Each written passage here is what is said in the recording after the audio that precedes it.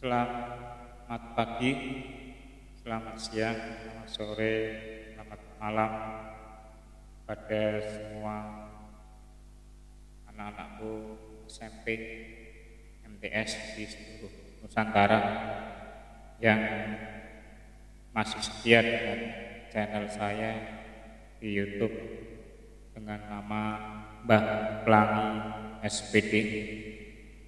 Anak-anakku yang kami cintai dan kami banggakan,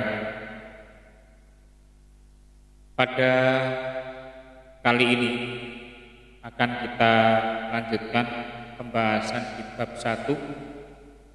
Kalau yang pada pertemuan di video pertemuan pertama kita bahas tentang pembentukan BPUPKI dengan segala keputusannya. Pada pertemuan ini, yaitu pertemuan kedua, masih tetap pada bab 1, kita akan bahas tentang perumusan dasar negara. Jadi setelah BPUPKI dibentuk, maka ada tugas untuk merumuskan dasar negara. Anak-anak yang kami cintai dan kami banggakan, kalian bisa menyimak di buku paket PPKN kurikulum 2013 ya. Buku paket ini masih setia dengan buku paket ya, dan jangan sampai rusak ya, sampuli biar awet. Di halaman 5 sampai dengan halaman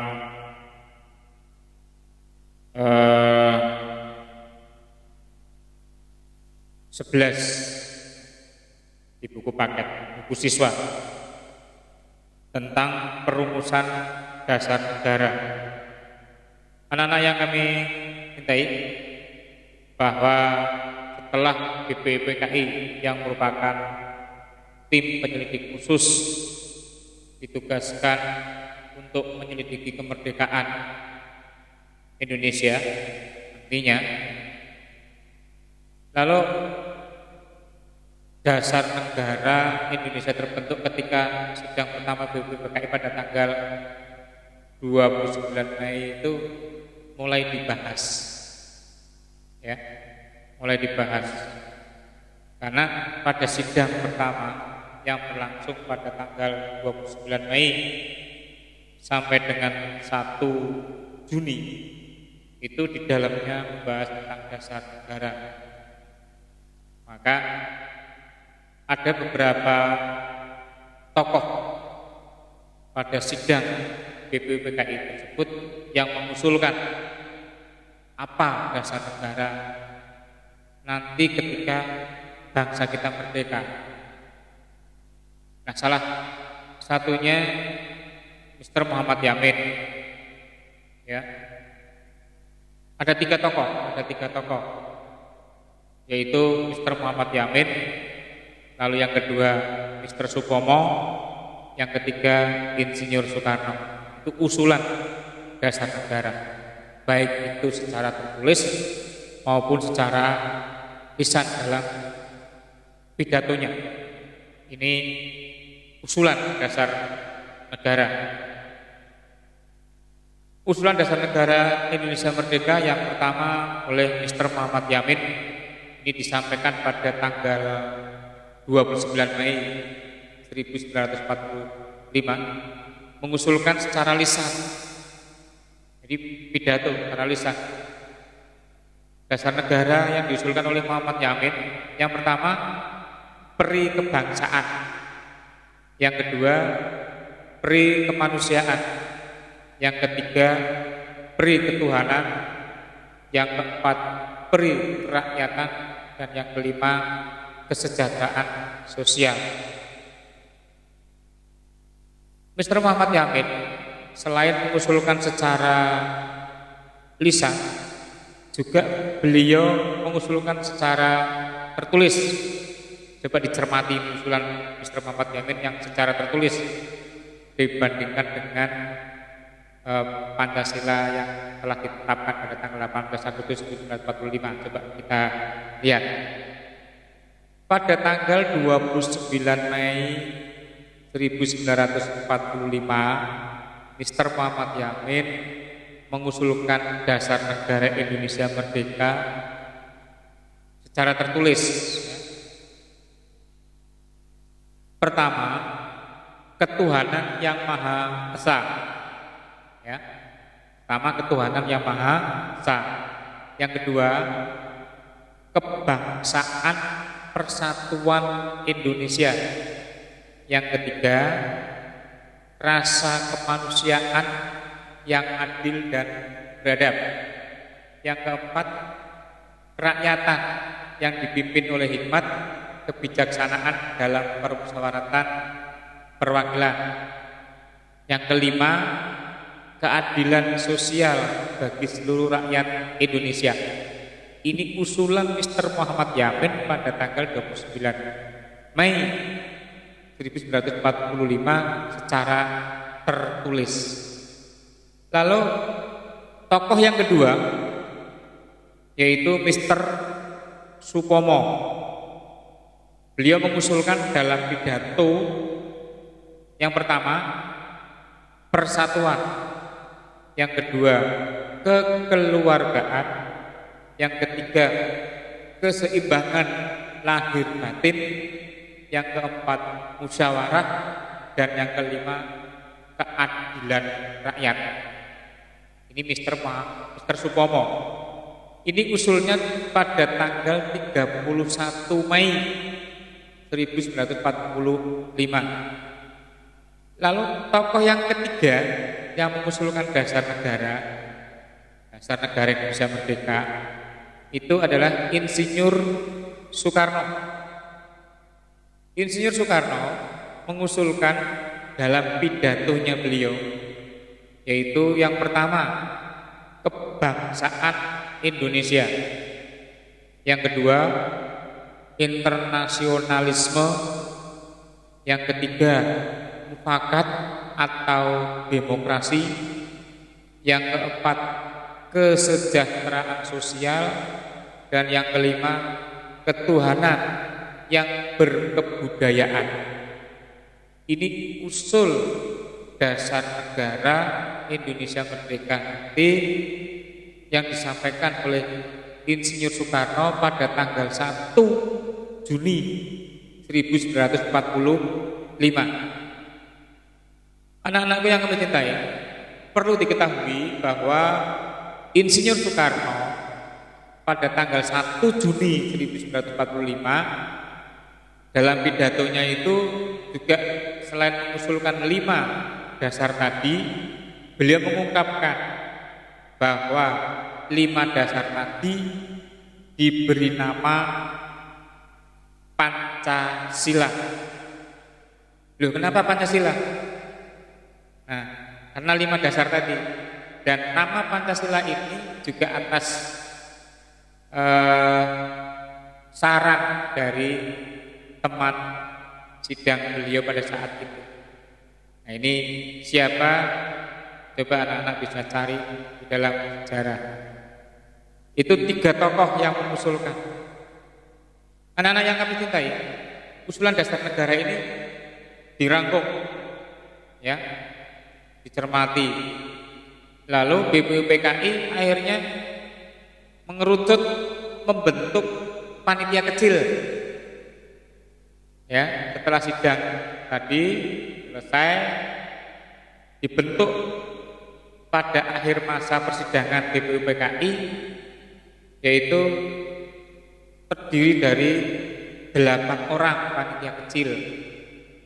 Yang pertama Insinyur Soekarno sebagai ketua dan anggotanya adalah Ki Bagus Hadikusumo, lalu Kiai Haji Wahid Hasyim, Mr. Muhammad Yamin, Sutarjo Karto Hadikusumo, A.A. Maramis, Oto Iskandar Dinata, dan yang ke-8 Dr. Andes Muhammad Hatta. Tugasnya apa panitia kecil yang jumlahnya 8 ini setelah sidang pertama BPUPKI tadi? Dibentuk panitia kecil yang jumlahnya 8, tugasnya adalah untuk mengumpulkan dan memeriksa usul-usul yang menyangkut beberapa masalah tentang Indonesia Merdeka tadi. Dalam sidang pertama itu kan banyak usulan-usulan di antaranya dasar negara. Nah, tugas panitia kecil yang jumlahnya 8 orang ini adalah untuk mengumpulkan dan memeriksa, mengkaji usul-usul menyangkut beberapa masalah tentang Indonesia Merdeka. Namun demikian, kan tidak harus semuanya dalam 8 orang dibagi akhirnya. Dibagi, usul-usul itu dikumpulkan dalam beberapa golongan. Usul itu dikumpulkan dalam beberapa golongan atau dalam beberapa masalah. Usul-usul dikumpulkan di dalam beberapa golongan itu ada 9 macam usulan digolong-golongkan. Yang pertama, golongan usul tentang Indonesia Merdeka selekas-lekasnya. Jadi ada usulan bahwa Indonesia Merdeka itu harus secepatnya sekarang, atau besok, atau lusa. Jadi Indonesia Merdeka itu untuk dipercepat. Ada usulan, ada fenomena usulan di sana. Yang kedua, mengenai dasar. Usulan tentang dasar. Dasarnya Indonesia Merdeka itu apa? Kumpulkan golongan itu. Lalu 3, usulan tentang unifikasi dan federasi, bentuk unifikasi dan federasi. Apakah unifikasi atau negara federasi? Lalu yang keempat, bentuk negara dan kepala negaranya bagaimana? Ini ada golongan usulan yang seperti itu. Lalu ada golongan usulan mengenai warga negara. Warga negara Indonesia itu nanti siapa?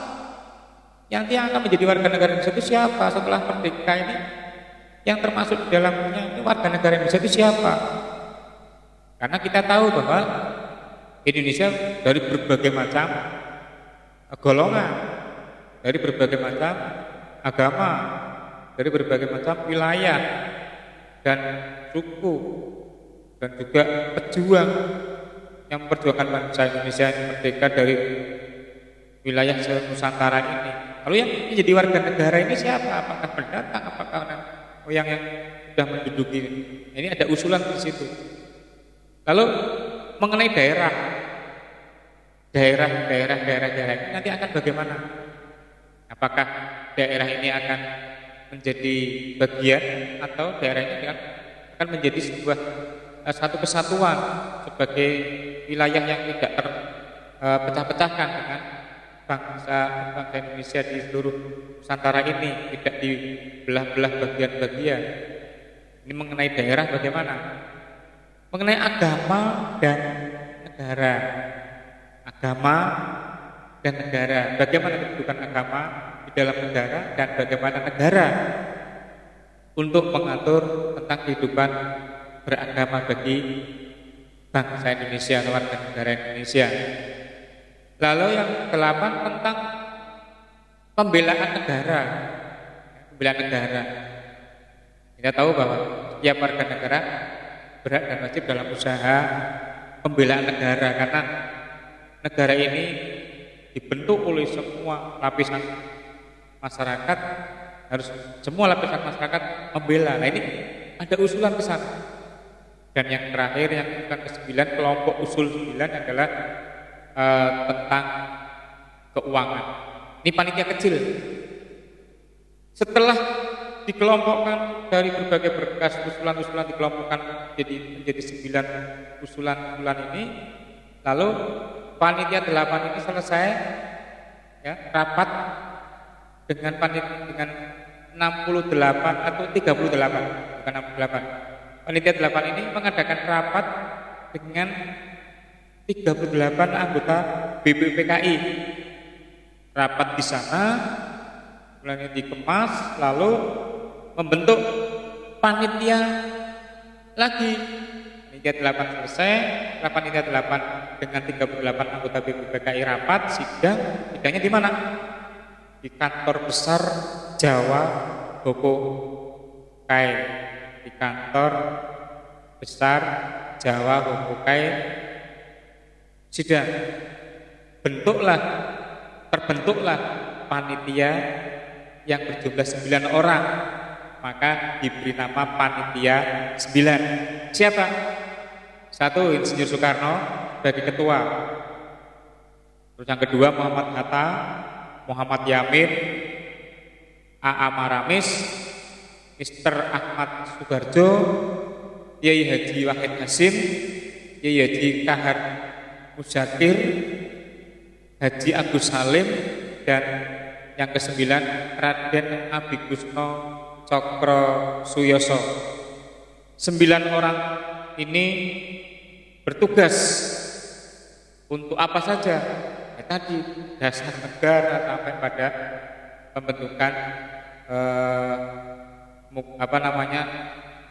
pasal-pasal dalam Undang-Undang Dasar juga. Jadi apa sih hasil rapat sidang panitia 9 ini? Tercapainya persetujuan atau kesepakatan tentang rancangan pembukaan hukum dasar, Undang-Undang Dasar. Diberi nama, jadi pembukaan itu ada persetujuan di sana, buatlah pembukaan, dibuat pembukaan. Tapi diberi nama, namanya ada yang memberi nama, ada 3. Oleh Insinyur Soekarno diberi nama Mukadimah. Oleh Mr. Muhammad Yamin diberi nama Piagam Jakarta. Oleh Sukiman Wiryo Sanjoyo diberi nama Gentleman's Agreement. Ini jadi pembukaan Undang-Undang Dasar yang dibentuk oleh panitia 9 itu ada yang memberi nama Mukadimah, ada yang memberi nama Piagam Jakarta, ada yang memberi nama Gentleman's Agreement. Dan yang terkenal adalah nama Piagam Jakarta. Nah, anak-anak kalian bisa mencari, ya, sekarang banyak sekali ilmu-ilmu yang ada di Mbah Google, ya.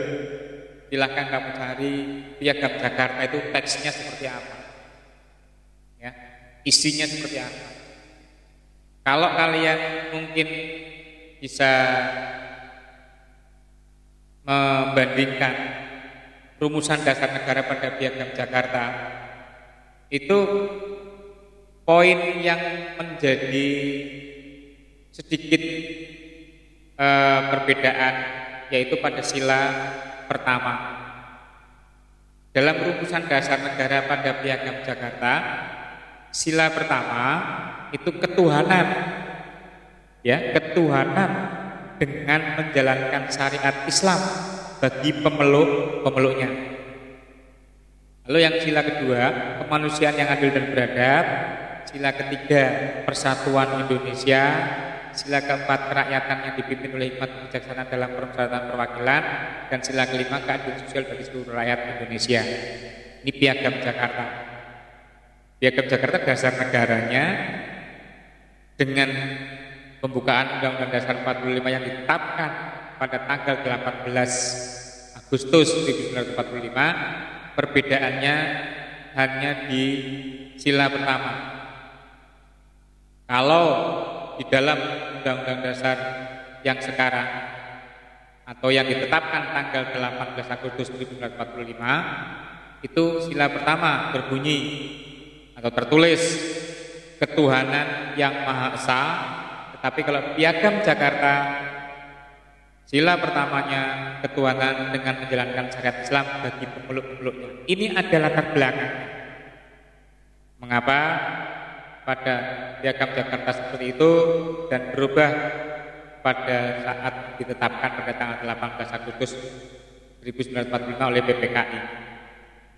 Nah, latar belakangnya apa? Ini, ya, yang penting ini latar belakangnya apa? Anak-anak yang kami cintai, bahwa bangsa Indonesia ini kan majemuk, ya. Sering saya katakan Indonesia itu indah, Indonesia itu nyaman, Indonesia itu ibarat taman bunga. Kalau taman bunga, bunganya hanya satu, misalnya bunga mawar, semua satu taman, tidak ada keindahan karena monoton. Tetapi kalau taman bunga itu berisi berbagai macam bunga, ada merah, kuning, hijau, biru ya, ada bunga yang oranye, ada bunga macam-macam ditata dengan rapi gitu, itu akan dilihat oleh mata kita, akan mengatakan bahwa taman itu indah.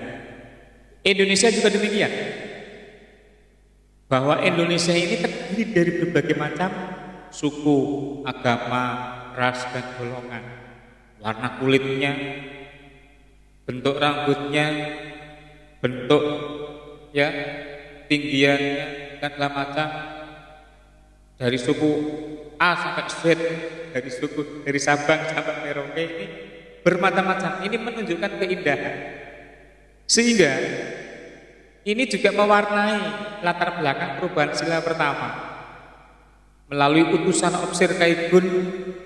Kaigun itu angkatan laut ya pada masa Jepang.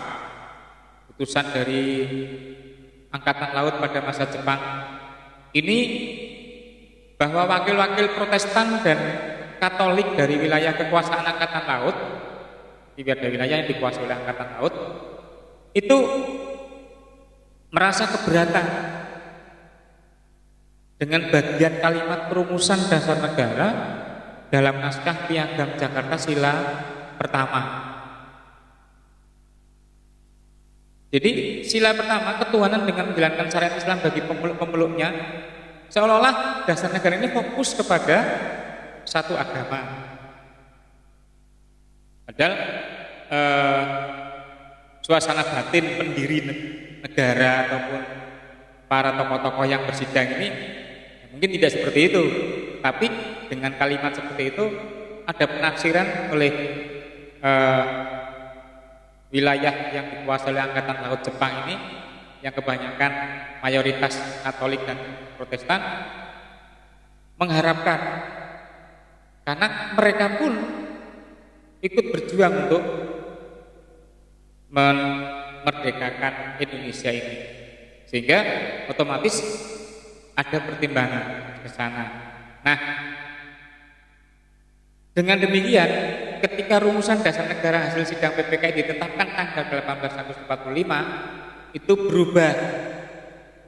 Nah, coba dicermati dengan usulannya Mr. Muhammad Yamin pada tanggal 29 ya Mei tahun 1945, di mana sila pertamanya adalah ketuhanan yang Maha Esa. Dikembalikan ke sana. Ketuhanan yang Maha Esa. Ini berarti melingkupi atau menjiwai seluruh agama yang ada di Indonesia ataupun kepercayaan yang ada di Indonesia. Sehingga rumusan dasar negara hasil sidang PPKI pada tanggal 18 Agustus 45 wilayah ketuhanan yang Maha Esa, kemanusiaan yang adil dan beradab, persatuan Indonesia, kerakyatan yang dipimpin oleh hikmat kebijaksanaan dalam pemusatan perwakilan, keadilan sosial bagi seluruh rakyat Indonesia. Itulah anak-anakku perumusan dasar negara yang dibahas di dalam sidang BPPKI, di mana perumusan dasar negara dan juga hukum dasar dibahas di sana, sehingga muncullah di antaranya istilah Pancasila dan juga Piagam Jakarta dan pembukaan Undang-Undang Dasar 45. Anak-anak yang kami cintai, otomatis anak-anak bisa mencermati bahwa Piagam Jakarta dengan pembukaan Undang-Undang Dasar 45 hasil sidang UPKI dengan Piagam Jakarta BPPKI ini hampir sama, akan tetapi ada sila pertama yang dirubah karena dengan latar belakang bahwa bangsa Indonesia itu majemuk. Ya, saya kira demikian anak-anak. Mudah-mudahan kalian tetap setia mengikuti channel pembelajaran pendidikan Pancasila dan Kewarganegaraan yang saya sampaikan, dan mudah-mudahan bermanfaat, dan tidak menutup kemungkinan Bapak dan Ibu guru PPKN seluruh Indonesia kami ucapkan selamat berjuang untuk mengajar, mendidik, ya, selain mengajar juga mendidik generasi penerus ini sebagai generasi penerus yang Pancasilais, di mana Pancasila harus dihayati dan diamalkan dalam praktek kehidupan sehari-hari ataupun dalam hidup berbangsa dan bernegara secara murni dan konsekuen. Karena ini adalah nilai-nilai luhur yang digali dari bumi Nusantara kita sendiri. Selamat berjuang Bapak Ibu Guru PPKN seluruh Nusantara, seluruh Indonesia. Mudah-mudahan bangsa ini tetap menjadi bangsa yang kokoh, kuat, dan tidak lagi menjadi bangsa tergantung dengan bangsa lain, tetapi bisa mandiri, duduk sejajar di antara dengan bangsa-bangsa di seluruh dunia. Terima kasih atas perhatiannya dan selamat mengikuti pembelajaran berikutnya lewat channel saya YouTube di Mbah Pelangi. Sekian untuk pertemuan kedua, nanti kita lanjutkan dengan pertemuan-pertemuan berikutnya. Wabillahi taufiq wal hidayah. Wassalamualaikum warahmatullahi wabarakatuh.